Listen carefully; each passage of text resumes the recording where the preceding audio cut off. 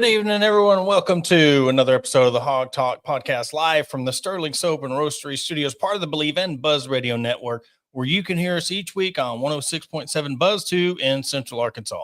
All live shows are coming to you by Arkansas Brewing Company in downtown Ozark. I am Porter Hayes, and alongside me, as always, is Adam Hall. And on tonight's show, we are joined via the Meadows Lumber Hotline, Chris Phillips of SCC Unfiltered. Been having you on for a minute now, and really want to appreciate your time and coming on to talk a little Razorback football with us. Yeah, Porter, Adam, it's always a pleasure, man. Good to be here. We were talking about off air. It's here. Football's back. We officially made it. Fall camp's going to get going for every SEC team here in the next few days. And obviously it's been a busy summer, like we also talked about with the Hogs in Omaha and even some basketball chatter looking ahead to this winter. So, no, it's always a pleasure, man. I really appreciate y'all having me on. Talk about, Omaha. You were talking about getting to experience Omaha for the first time. And then, of course, with the Razorback fans, how things ended with that, with the LSU. Just talk about the overall experience and then being there for that game and just watching the meltdown. And we're used to it. You're not. That's just another day in Fayetteville for us. Yeah, it was incredible. I mean, the overall experience, if you've never been out to Omaha, if you've never been to the College World Series, even if your team's not in it, obviously if they are, it's that's what you prefer. But even if they're not, if you love college baseball, it's a bucket list item. My first time actually heading out there was last year, but this was my first time being out there for the full 2 weeks. And it's a long trip. 2 weeks is quite a while to be in the middle of America, but man, it was great. It's just a big party out there. And obviously we partied it up big time with the LSU and the Arkansas fans. And you talk about the run the Hogs had. I mean, listen, I think we all agreed. And when you got out there, the consensus was that game one between LSU and Arkansas was essentially the College World Series finals, or at minimum, the play-in game to get to the finals. And, I think that was the difference, right? I mean, LSU goes out there and wins that first one. I believe it was Cade Anderson that had the big outing. And you expected a low-scoring, tight ball game between two aces. And, that's how it turned out to be, right? Zach Root gets knocked out early in that game. And then, what happened a few days later? Number one, don't look over the fact Gage Wood, the no-hitter, I was fortunate enough to be in the stadium for that, and that was just incredible getting to witness history. But, yeah, the rematch with LSU and Arkansas, and it just felt like, guys, and I don't know. I don't know what it is. I don't know what it's going to take. We keep saying every year, man, Dave Van Horn's going to get him one eventually, and it's like, I don't know that he is. Like, he's a great coach, and I think most everyone in college baseball who loves college baseball would love to see DVH get one, but I don't think it's some given at this point because he's running out of time, right? I mean, you heard him tell the Creighton coach and I believe the regional round, hey, I'm not far behind you. Now, you don't want to read too far into that, but I mean, he's very obviously on the back nine of his career there. So, I hope it happens. I really do. I mean, Arkansas fans deserve it just as much, if not more than any fan base, as is well documented, like you were talking, Porter, with some of the trials and tribulations that the fan base has obviously gone through over the years. But, man, that final game, I just think that final inning, it's the difference between a program that's been there, done that, and expects good things to happen in those moments. And unfortunately, as much as I felt like this Arkansas team, I didn't feel like this team was carrying the burden of teams in years past. But when it came to crunch time, they melted down. I mean, there's just no other way to put it. Yeah. From the Wahiva Aloy, decision to go to third instead of turn the double play. Obviously, the play in left field that, Davalon, and I get it, man. People told me, like, it's a tough play. It's it right. You got to make the catch. Mm-hmm. He'll tell you that. Anybody could tell you that. You just, made your worst blunders of the season at the worst possible time. And, just unfortunately, I don't know how many of us are really shocked that it happened. And it's just another year of frustration. And for most teams in college baseball, the year Arkansas had would have been one of their best in school history and a great year. Not that it was a bad year, but, it's more so looked at as you just come up short again in the biggest stage. So I don't know. I mean, I hope it happens for DVH. It's too good of a program to never have won a national championship, but I don't know. I don't know at this point. It's kind of hard to explain. Yeah. So since the College World Series to now, what's it been like for you and the SEC Unfiltered guys? I mean, prepping for college football. Yeah, so we took about a week to decompress after Omaha, and we stay pretty consistent. We do different series and segments throughout the offseason, kind of, teasing the season, previewing the season, sort of like fun quick hitters to get people ready. But me personally, took about a week to decompress, went on a family vacation down to Florida for a week, and we got back, man, and it was the week before SEC Media Days. And from there, it's kind of – I've always been – and I feel like most people are this way, but like once you hit July 4th, then it's after that. It's like, okay, now you really turn the page to football season. So that's what we've done. I mean, really hit the ground running. We had a great SEC Media Days, got to go talk to the coaches, a lot of players, a lot of great content produced from there. And, yeah, we're just gearing up now, counting down the days. So we've stayed busy, exactly like we'd like to have it. Being busy is a blessing, as I like to say. So, but I mean, myself, I went through a move as well, middle of May. So I guess that was pre-Omaha, thankfully, because that would have been a cluster trying to do it after. But we got that out of the way. I got to Nashville, Tennessee. The first 8 weeks I lived here, I think I was on the road for 5 of them. So it's been nice to kind of settle in these last few weeks, getting back from Atlanta, and we'll be here the next few weeks. And really, guys, it's just, getting out as much content as possible, previewing, predicting the upcoming football season, and gearing up for the travel that is awaiting us once kickoff happens, because I'll be on the road for 15-plus straight weekends and going to a different game every weekend, different campus, different stadium. We're starting off in Columbus, Ohio, week 1 for the Texas-Ohio State game, and trying to figure out when I'm going to get down to Fayetteville. So that's, trying to balance out the schedule and figure out. I keep the schedule pretty open. There's some that I'm pretty certain I'm going to be at, but I mean, funny enough, it was random last year that I showed up for Arkansas, Tennessee, and it worked out pretty well. So hoping that's the case yet again. Got a lot of great friends down in Fayetteville and loved my experience down there last year, and definitely want to do it again. So, but yeah, it's been a fun summer, man. But, you get to this point, especially, it's the football itch is there, man. I think we're all ready for kickoff at this point. Yeah, and there's you have SEC Media Days, and that's like the unofficial official start where you can really get to talk to the players. And then fall camp starts this week, but you put out your best case, worst case for all the teams. And with Arkansas, me and Adam were talking to you before we went on air, and it's just we're one of those teams that are the program's how we feel, and I think a lot of it had to do with the carryover from how Omaha ended. And now you look into football season, and there's just not much to look forward to. There's a lot of hope, but Razorback fans have heard hope for the last 15 years, and it's not. The last time we really believed in hope was Bill Clinton was in presidents talking about a believe in a place called hope. So I mean, you're tired of hearing it by now, and so you want to see production on the field and wins. And just like Omaha, you get there and you're so close. They were so close in so many games last year, but that's his MO. I mean, he does not have a good track record with one possession games. But just talk about from a nation, because Adam and I were talking about, there's a lot of people still on his side, but you're starting to see people starting to trickle off. The whole cold beer thing is starting to be like, okay, yeah, that was cool and all, but now let's win.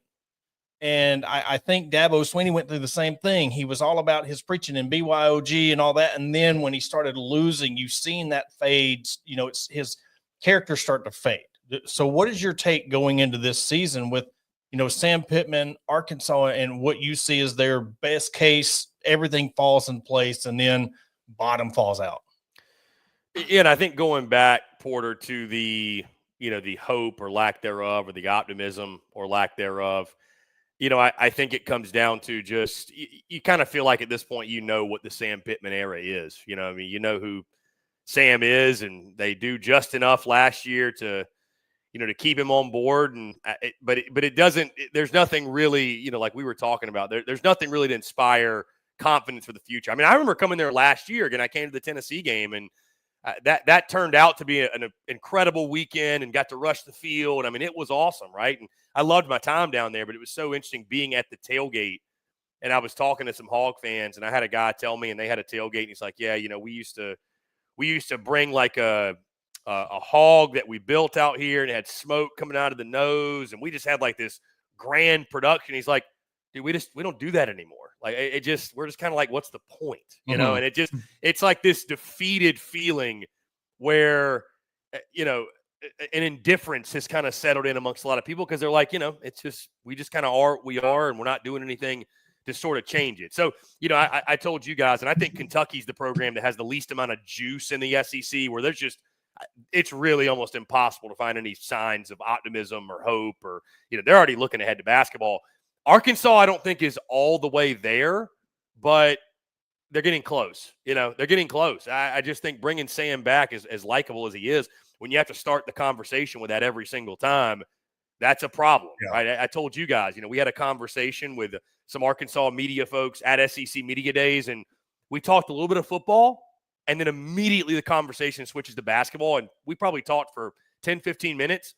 Probably 85 to 90% of that conversation was spent on basketball and voicing the excitement for basketball and how far basketball can go. And I was like, you know, I don't want to speak for the entire fan base off one person, but it's like, this kind of feels like a microcosm of where Arkansas is at right now, where it's like, we are literally at SEC football media days, and we're talking about how hyped we are for the basketball team and what John Calipari is going to do. And it's like, I'm hyped too, but we do have a football season to play. So, I mean, you make great points, though, when it comes to this season. You know, I dropped my best case, worst case for the Hogs. I haven't dropped game-by-game predictions yet. I'll do that in the coming weeks. I had the best case at 7-5. I mean, I just – when you look at that schedule, and not going to use it as an excuse, but it is a difficult schedule. I mean, when you trade out Oklahoma State for Notre Dame, you know, when you got to go to Rocky Top now, when you got to go to Texas, you still get A&M, you still get Auburn, you got to go to LSU. Heck, you got to go to Memphis. That's a tough game, right? So that's no walk in the park. I mean, Arkansas State and Little Rock, you know, the final year of the Little Rock game, which I have on good authority. Everybody's pretty excited that that's going away. I don't think many people are shedding tears, but the schedule's just daunting yet again. And I mean, who knows? The Hogs could be the surprise team of the SEC. The problem is there's just so many question marks outside of Taylon Green on offense and Xavier Sori on defense. I mean, there's just so many unknowns. Like, you know, for example, like is anybody in that wide receiver room as good as, if not better than, Andrew Armstrong? Like, I don't know that you can say that. I mean, is Omega Blake a wide receiver one? I don't know that he is coming out of Charlotte, right? Like, there's just so many question marks outside of Taylon Green offensively. And I don't doubt there's going to be a game or two that he steps up and is able to win a big game for you and just kind of be Superman. And we've seen some of the abilities, and I am excited to see him year two of Bobby Petrino. But yeah, like you mentioned, man, there's just so many more question marks than there is reasons for optimism. And when you couple that with one of the toughest schedules in the SEC and really one of the toughest in college football, it's just going to be so unforgiving. And you factor in the fact that at some point it's like you kind of are what you are to Sam Pittman. Like, picking Arkansas to go 6-6 at this point it's one of the safest bets in the SEC. It's right up there with picking A&M to go 8-4. It's just like lather, rinse, repeat, you know, over and over and over again. So, you know, I got 7-5, best case. You never know. It's why they play the games. College football is extremely unpredictable. But guys, it could also go the other way. I mean, if you start out cold and you're losing those close, it's just the schedule will be so unforgiving. You know, this could be a season where you go 4-8 or 5-7. And I think if that happens, and I'd be curious you guys' thoughts, I think if you fall below the Mendoza line that's making a bowl game, if you can't do that, I got to think either you move on or Sam Pittman is going to retire. Like, I don't see a way he will be there in 2026 if that happens. Do you agree with Arkansas being placed at 14th in the rankings that came out from Media Days? I think right now I do. I mean, I had them 14th, admittedly, in my poll. But, you know, even I looked at it and I was like, I could make a real case they should finish ahead of Vanderbilt. As much as I love Diego Pavia and, you know, Eli Stowers and what Clark Lee has done, I could make a serious case they should finish ahead of Vandy. I could make a case they could finish ahead of Auburn. I don't trust Auburn, but I think Auburn's got far more talent than Arkansas does. I mean, I think just what they did in the offseason. And now I don't trust Hugh Freeze for anything, but talent-wise, I like their roster more.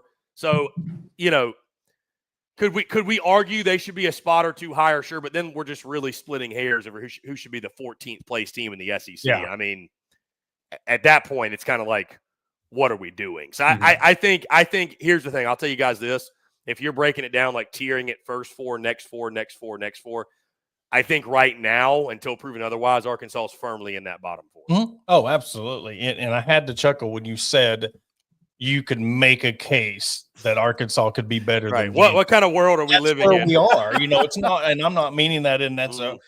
but we've been that Yeah. way for a while. Mhm. Let's not say that this is a 1-year thing. They've been that way. But I really want to kind of deep dive and throw a curveball at you when it comes to, everybody keeps on making these excuses about, well, Arkansas's schedule is this, if they go 6-6, but doesn't that have more to say of where Arkansas is as a program? If they were a better team and a better program, you wouldn't be sitting there using that schedule thing as a crutch. You're using it as a crutch. Will make your program better. Now, maybe, let's say that Memphis game would be a gimme. Now, 3 of your wins would be gimme wins. You should be beating Auburn. You should be beating Missouri, all these teams. So that's where I get a little irritated when these media people here in Arkansas use the schedule as an excuse, Mhm. but yet that's because of your program. I don't think it has much to do with the schedule and it being an SEC schedule as much as it has to do with Arkansas as a program, because even Vandy can somehow beat Alabama. Look at OU can somehow beat an Alabama. Arkansas just can never seem. You look at A&M and Missouri, can never get it done. And until you can do that on a year-to-year basis, not a fluke year, I'm always going to be in that boat of we need somebody new to come in and lead this program. I mean, I do think, Porter, you look at like the schedule, for example, I was just looking at it, and I do, like you're saying, if the program was in a better spot, why aren't we having the conversation of, hey, what if Arkansas is 4-0 going in the Notre Dame game? I mean, it's not like that's a crazy ask. I mean, you got to go to Ole Miss and win, but I mean, the other 3 games are non-conference games. I mean, they're Alabama, A&M, Arkansas State, and Memphis. All due respect to Memphis, Arkansas should beat Memphis. Arkansas should be the place as a program where it's like we're not really sweating over the Memphis game. So, yeah, I mean, I don't disagree with you. Listen, I think that, and again, I went to Fayetteville last year. It's a great place, beautiful facilities, as passionate a fan base as any in college football and college sports in general. I don't see why Arkansas can't be a contender to go to the college ball playoff. I'm not saying yearly. I'm not saying that, but I asked one of my other buddies in Arkansas media. I said, what's the expectation? How often should Arkansas go to the college ball playoff every decade? I mean, I gave every decade. He said 0. He's like, it's just not who we are. Yeah. And I'm like, that's crazy. Like, that to me is crazy. I mean, I think once every 3 to 4 years, we'll say 4 to 5 to be conservative, like Arkansas should be able to stack up a roster that, kind of like what Ole Miss has done. They're not going to compete for it yearly, but you could tell, and it didn't work out for them last year. Let's call it for what it is. But they pushed all their chips into the center of the table. Mm-hmm. They built for that year to be like, this is our year to go get it. I feel like Arkansas should be in a place where you are able to do that. I mean, it's not like it's a program that just has no tradition and you've never won there. And it is an attractive place to play. Beautiful stadium. Like I said, I mentioned the fan base. But I just, as much as we talk about NIL portal, whatever, you still got to have the right guy leading the way. And again, you say that, it's like, we all love Sam Pittman, but that's the problem. When you have to when that's always leading the conversation and you have to preface everything you say about the boss hog with how great of a dude he is. Well, the only reason we're doing that is because we don't want to be so brutally honest. Be like, hey, he's actually stunk over the last couple of years. They've just flat out stunk. They're not good. So, Yeah, I mean, I agree. I don't know what more you need to see. I mean, again, maybe they return to great opportunity to go prove yourself. Mm-hmm. But I mean, my God, if you're going 6-6 again, what is left? And I guess you have to ask the question: is Arkansas getting closer to where they want to be or further away? What way are they trending? And it's like fans can. I feel like fans and people can deal with. Hey, you have a bad year, it happens. Tough league. It is what it is, right? There's some challenges you face. It is what it is. But when you're trending in a negative direction over a multiple year span, I think that's when you got to make a move, man. That's when the apathy starts to set in. That's when the disinterest, right? Like, and then the funding will stop. That's when you're really in trouble because people aren't just going to blindly give money. These people with the money, they didn't get all the money by just giving their money away and not getting any sort of return on investment. Mm-hmm. So at some point, you've got to give people a reason to be excited, a reason to want to invest. And I think that comes down to the head guy. I mean, it's still, again, even in this portal NIL world, if you don't have a guy in charge that can inspire all those things I just mentioned and can't get people fired up, you're still really going to be it's going to be a problem, right? Mm-hmm. It's going to be a problem for you. So, no, I agree with everything you're saying. And I think Arkansas fans should expect more. I think they deserve better. I don't think it's a program where you have to just say, woe is me, and we're just destined to go 6-6 and 7-5 every year. If that's the case, why does anybody even watch? What's the point in showing up? Mm-hmm. I mean, besides just pulling on the Hogs and being a quote unquote good fan, like I just think Arkansas fans, it's okay. They should have higher expectations. They should bring somebody in there who embraces that too and realizes that it's a program. Maybe Sleeping Giant is aggressive, but they can be a lot more competitive and make a run at some bigger goals, I think, than what's been led on from the national media. Where do you have Taylon Green ranked among SEC quarterbacks? Porter and I put out our own rankings earlier this month. I had a Taylon at 6th. Porter had him at 7th. And who do you see kind of at the top of the SEC quarterback-wise? So, number 1, I had Garrett Nussmeier, which scares me a little bit. Because he's like the pitcher that throws 100 that at times has no idea where it's going.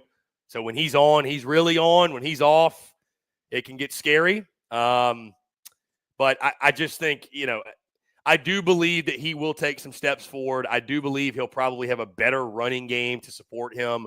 And he made some throws last year that you're like, he might be the only guy in the league that made those throws. Those are big-time throws. The throw to Aaron Anderson to tie the game against Ole Miss, that's one that jumps out to you.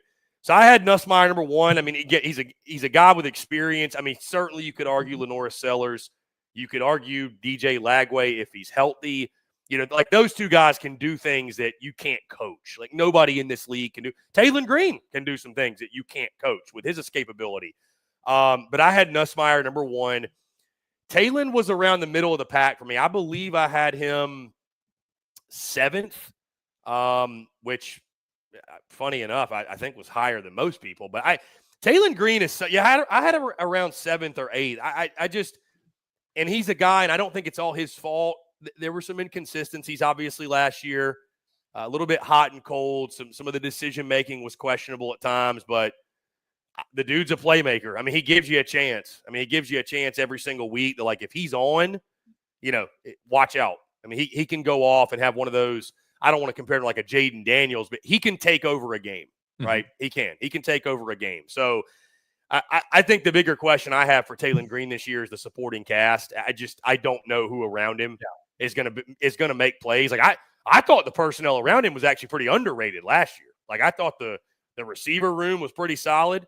I mean, Jaquindon Jackson was a one-man wrecking ball. Like, unfortunately, and this is another indictment on Sam Pittman, the offensive line hadn't been great, which is just insane because that's his calling card. They can't figure out offensive line.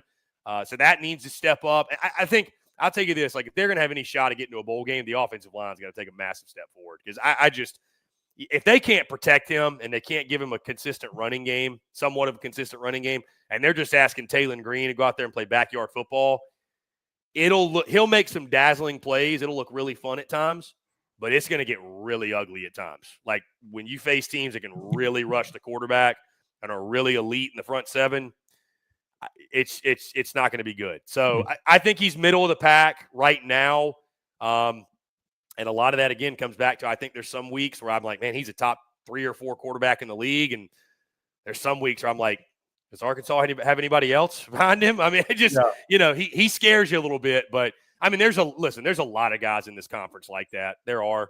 I mean, heck, I put Diego Pavi at 5th, and he does that sometimes too. Dude's a gamer, but he'll do that every now and then. So I had him 7th. I thought that was pretty fair when you think about some of the other signal callers coming back. I think probably the biggest gripe I got was, I had Arch Manning fourth. I mean, I'm buying the Arch hype. I got to be honest. I think Arch is going to be really good, but has done far less than a Taylor Green has. But I'm willing to wear that one. I had him fourth, but yeah, I had Taylor seventh. I think he's going to have a solid. I question everything else around him. Bringing up Sam Pittman and the offensive line and everything for the last, I don't know, 2-ish seasons, I've kind of made some comments here and there that is he the offensive line guru that he is deemed to be? And some of that is, I feel like he's been put in situations, whether it's been with Brett Bielema and the style, bringing in the Big Ten run game that he did, going to Georgia where you have your pick of the litter when it comes to talent. Now we're seeing what we're seeing here at Arkansas. Is it overhyped a little bit because of situations that he's been put in? I think that's a good point, Adam. I mean, a lot of guys can go to Georgia and be an elite recruiter. I mean, it's just like, you don't want to downplay or undermine anything like that. But I mean, yeah, it's a valid point. I mean, they've really struggled up front. It's hard to understand. It's hard to understand. They've really struggled up front. So, yeah, listen, man, like going back to Sam Pittman again, the overarching theme, we all know he's a great dude. We all, listen, he was one of the most entertaining guys at SEC Media Days. I mean, I was in the room when he spoke, and he's a great listen and a great interview. But, man, when you're spending the kind of money that we spend in the SEC, it's about winning games. It is about wins and losses. And, I've been fortunate enough to talk to some people at Arkansas. We've created some good relationships, and knowing some things I know behind the scenes, it's time. It's time. It's barring some miracle like 9-win season this year. I mean, or 8+, whatever. It's time to move on. The program needs some fresh blood. The program needs a new voice. All due respect to the guy, let him go to his. I guess his house is on the lake or whatever. Yeah, just let him do his thing, ride off in the sunset. But yeah, it's time, because especially too, like when your calling card, when the thing you're supposed to be good at, or you sold people you're good at, or people think you're good at, it's like if the defense is a problem, it's like, well, we'll go get a new DC. Offensive line's bad. It's like, well, we just got to get rid of you. Like, you're the problem. So Arkansas may have been sold a bag of goods that wasn't quite there, but I don't know. Hindsight's 20/20, I guess. Well, I really want to take it a step further and bring the athletic director into this too, because, he's made it very vocal where he stands on NIL. And then, because honestly, as much as, it may be true of Sam Pittman at its time, we can't really let him completely fall on the sword 100%, because your athletic director, they're making it seem, and I want to get your outside perspective on, they are under the assumption that this revenue sharing is going to save their program.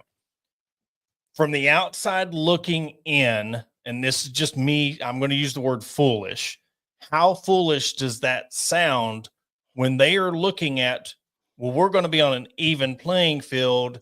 That's going to be our saving grace, when that's the furthest thing from the truth. So when you hear something like that, because they've been very vocal about the athletic director saying Walmart and Tyson's not going to save the football program. We have the revenue sharing. You're making budget cuts and cutting people to give your football team $15 million when 3 players on Ohio State roster is probably making that. What is your take on that whole thing of this rev sharing is going to be the saving grace for Arkansas and Sam Pittman? Yeah, it'll make you laugh. If they really believe that, it'll make you laugh, because, I mean, guys, it's college sports. I mean, until there's real, and I know, everybody wants to be the person that saves college football, right? The latest is Donald Trump. Not to inject any of that craziness into this, but I got a good laugh out of that, especially the title. Everybody just wants to be that person. I'm gonna save college sports. It's like, okay, well, that's great. I think we all we certainly want the sport, the overall health of the sport to improve, and some of the things that, some of the parts of it we don't like all that much right now to be fixed. But where's the regulation coming from? And until there's real regulation, we're all just kind of saying whatever that strokes our ego and makes us feel good about ourselves, that, well, I'm the one that put out a great idea. But if you have no execution on said idea, then what difference does it make? So, yeah, I say all that. It is foolish to assume that, well, we're all getting the revenue sharing and And this alone is going to save us. Guys, it's college sports. Do you actually think people aren't going to continue to go the extra mile to do what they got to do? If everybody's on an even playing field, then guess what, guys? Nobody's on an even playing field. You think collectives are going to go away? You think money under the table or people like no matter what happens, and I don't know if this will ever be fixed in college sports. I really don't. Until you get like a salary cap and you essentially turn it like pro sports with real contracts, guys, if there's a workaround, if there's a way to bend the rules will be bent. Mm-hmm. Forever and ever. That's going to happen. Like, so, I mean, if Texas and Georgia are both getting $20 million each, you actually think the people at Texas and Georgia are going to be like, all right, well, we can just kind of sit back and no, they're going to be like, here, we're going to give you the extra. We'll funnel the extra. Like, there's just no way you can actually sit there and realistically think it's like, and if you're sitting there waiting on the NCAA to play any part in this, I mean, best of luck to you. Yeah. I mean, they've kind of shown their incompetence at this point. So, yeah, it's I don't see the revenue sharing thing was a big deal. Don't get me wrong, but I think it was almost more of a big deal for like what's the future of just college sports as a whole? Like, what does it mean for Title IX? What does it mean for how do you divvy up the money? Because some schools are going to, I mean, I think I read Kentucky's giving like 40% to basketball or something like, so you got to be strategic with it. But I mean, again, even if every school said we're all going to give 80%, guys, Texas is, reportedly, I mean, Steve Sarkisian denies it, whatever. He's not going to say it anyways. They're reportedly spending $40 million on their roster this season, and until, again, there's real regulation, like we're probably going to have off-season storylines next year where Texas or Georgia or Ohio State or Oregon, they're going to be spending $60 million on their roster. Like, it's just going to, it's the market value. Look at free agency. It's just going to keep happening. We're $10 million now. So it's just how it's going to be. $20 million ain't going to be enough. That's what I'm saying. Like, it's not going to be enough. So you really are fooling yourself if you think, well, everybody else is just going to get the revenue sharing. And like, these schools don't want it to be equal. Texas and Georgia and LSU, their fans are crazy. Like, they want to win. No excuses. They will do anything. They will do anything they can do within their power to win. So if you're not willing to do that too, you will get left behind. That's just the unfortunate reality of college sports now. And the saddest part of it is just a quick tidbit. I didn't know if you were aware of this or not. You probably were, but Arkansas was the very first collective in the country. So you're the very first to break this ground, and you're beating your chest. We're the first to do this. One Razorback, and then it comes out this estimate. I don't know if you've seen all the estimates of what each team in the SEC was going to get, and you're looking at it says women golf. Each player is going to get an estimate $28. It's just like, and somebody said, well, that gets you a nice thing of range balls at the golf club, But yeah, you look at it and you're just like, well, Arkansas was supposed to lead the way.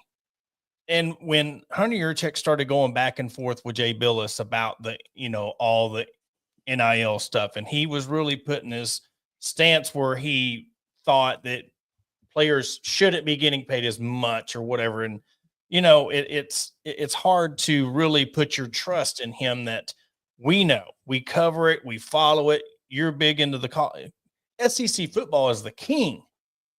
You use SEC football to promote and to fund all these other schools. And if you are not there if I was in Arkansas's position or AD, I would do anything I could to be making sure the football team was good, because that helps everything else out.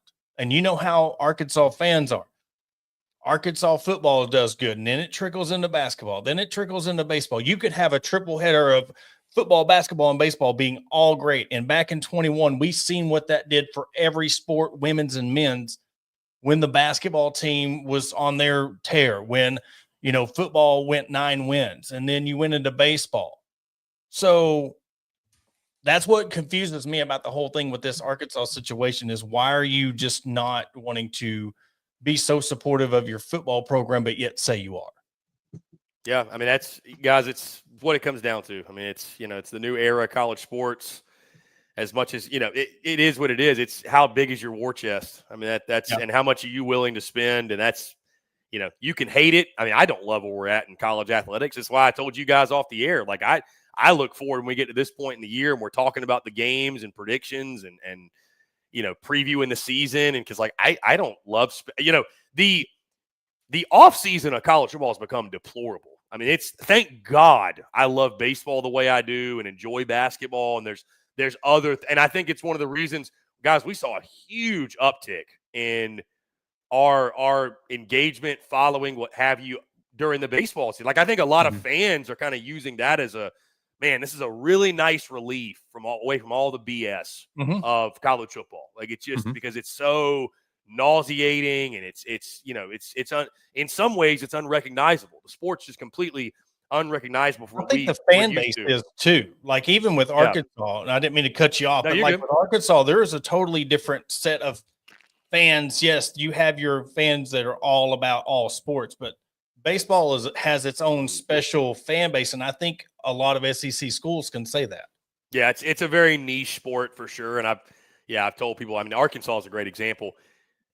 While it's smaller in numbers, everyone who follows baseball is locked in, and they're diehards. You're not casually watching a Tuesday night midweek. Like if you're watching the midweek, brother, you are a diehard baseball fan. Bottom line. So, no, yeah, I mean, I just it's just, guys, it's where we are in college athletics, and it's just, I think it's just disheartening for the common fan, because they are still, and I think one day we'll look back and just we'll laugh at this. Like, I can't believe we were asking the common fan out here working a 9 to 5 to fund their favorite college football team.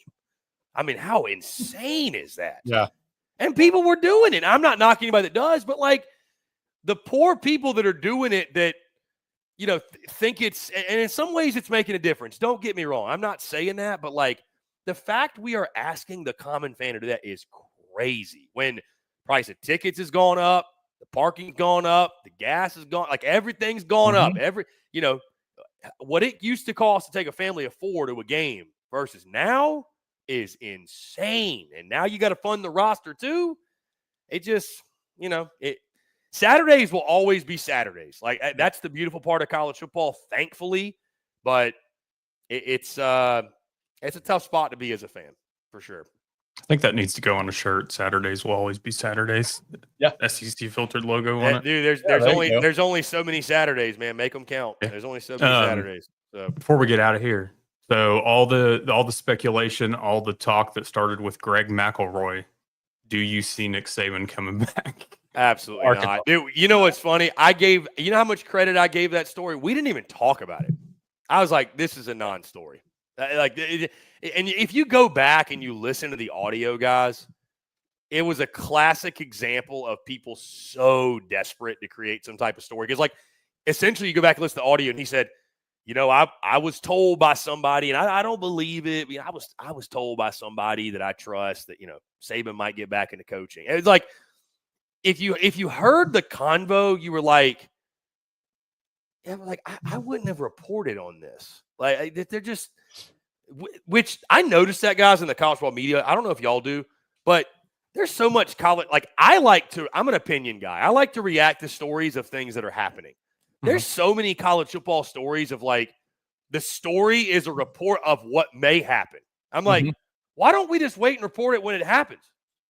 I mean, there's some things that it's like, it makes sense, but I don't know, man. There's no way. No, I think we were so desperate that we did a whole show on it because we wanted to happen. Yeah, I mean, I get it.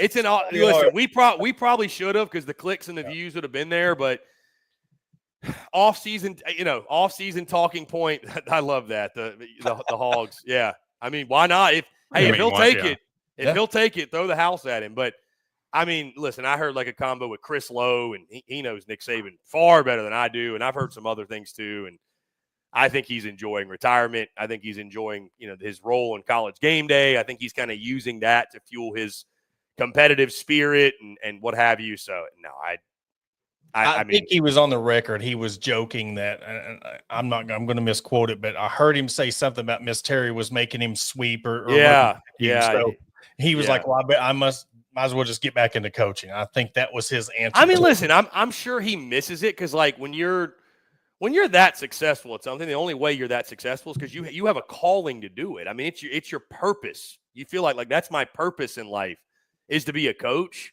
But nah, dude. I mean, I think I've got as good a chance of being the next head coach of Arkansas as he does. So I just don't see it, man. I think when he hung it up for good.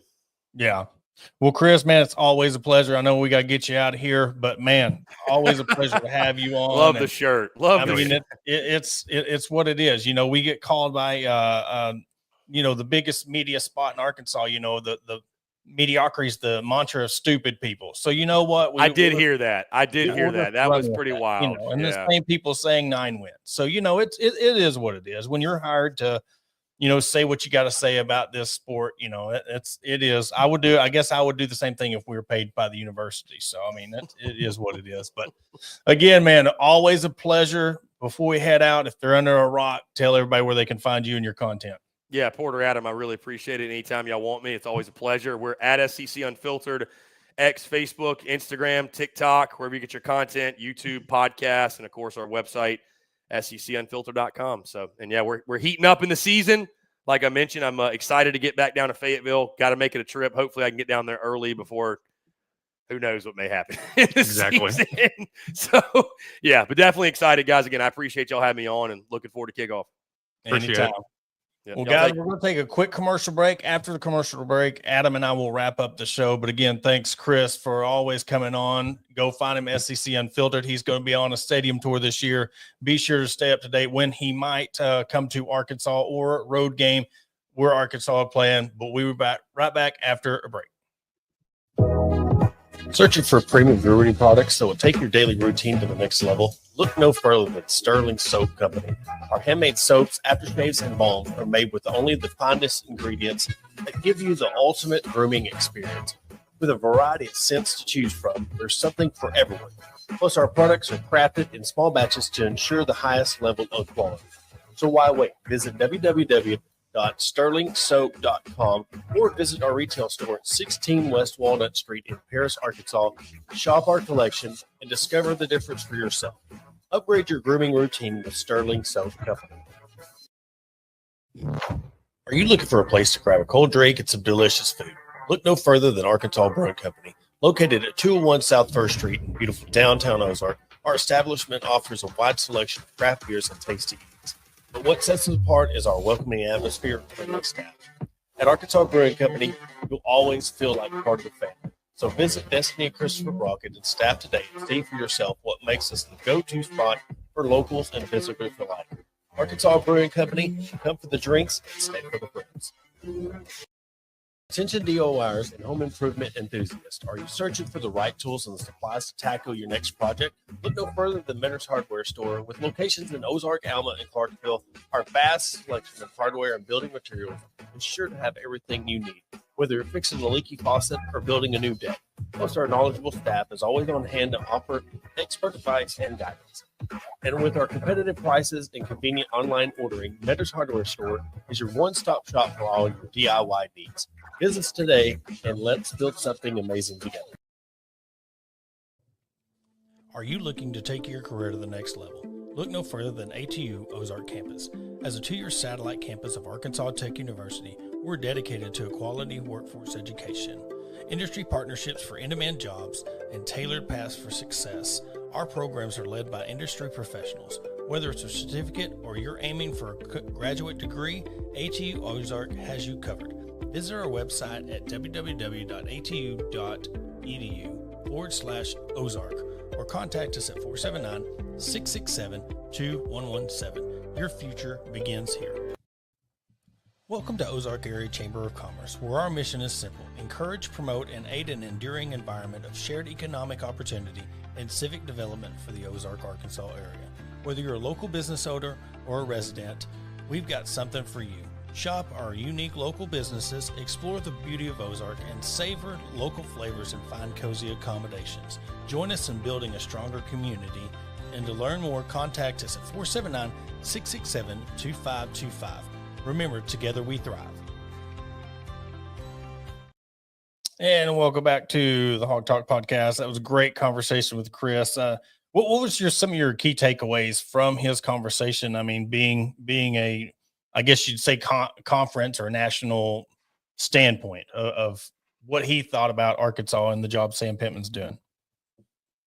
It's something that it's nice to hear, and whether fans want to hear it or not, it's I feel like a real opinion that is not sugar-coated or blinded by the state of Arkansas, the university, the local medias, whatever the case may be.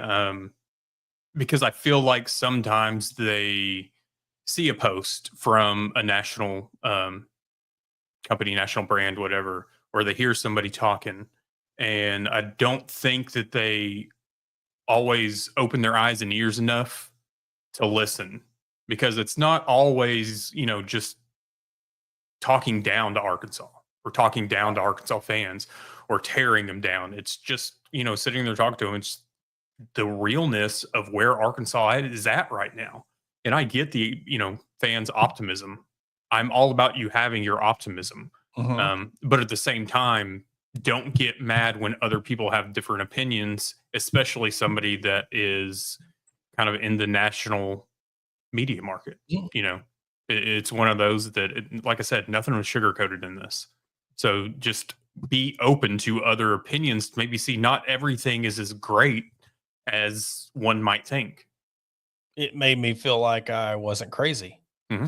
I mean, it made me, I was talking to a good friend of mine, and he was talking about, what he's seen from the players and the camp and stuff, and how he's optimistic about the season and how he can see certain amount of wins, and talking about what's coming back. And he's there. He's at the practices and stuff, and he covers the team. And I get his point, but I don't see it. I'm not going to sit there and ridicule him for having that, because he's there. He sees, he's there, covers. He's not paid. He does his own thing.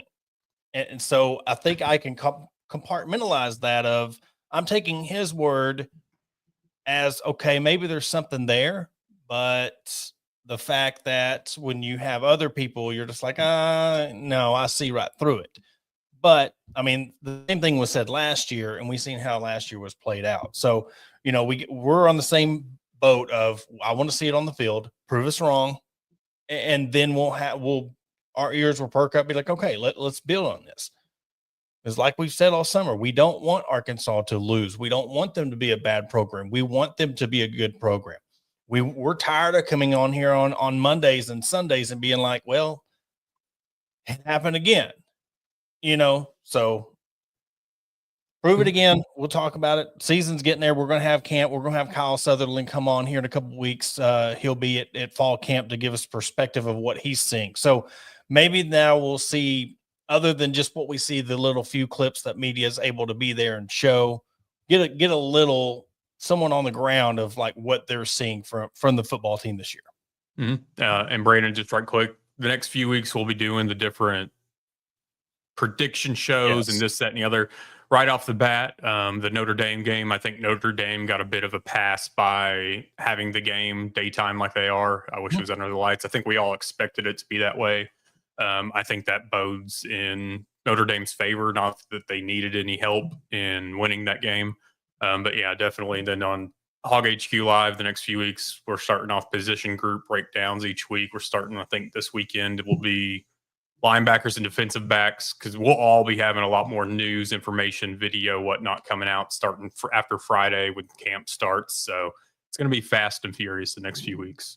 Yeah, be sure everybody's tuning in Hog HQ. They do a great job of breaking down positions, the game film, position battles, players. So be sure you're tuning in them each Sunday at 8:05.